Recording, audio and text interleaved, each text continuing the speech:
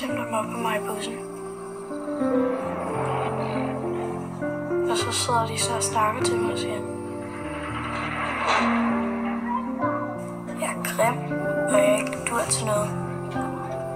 Jeg er for kvalme. Det føles så færdigt, at man har ikke lyst til at leve mere.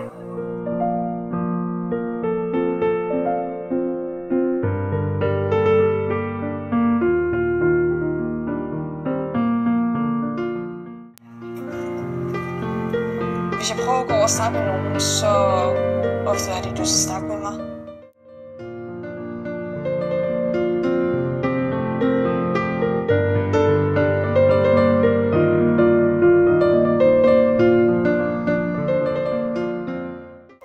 Er det som om, du så ikke eksisterer? Det føler jeg nogle gange, ja.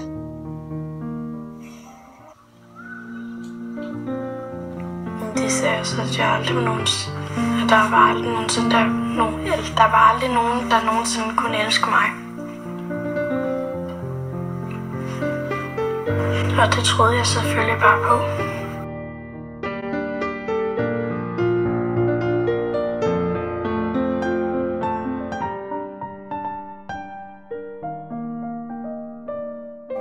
Vi har alle sammen set det værste, der kan ske. Det kan være selvmord, det kan være alle de her ting, det kan ende ud i.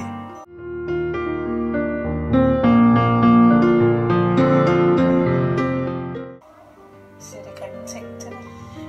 Nej, det gør de heldigvis ikke. Det er bare mere, at de ignorerer mig. Og det er noget, der næsten gør mere ondt, end at blive drillet med verbalt.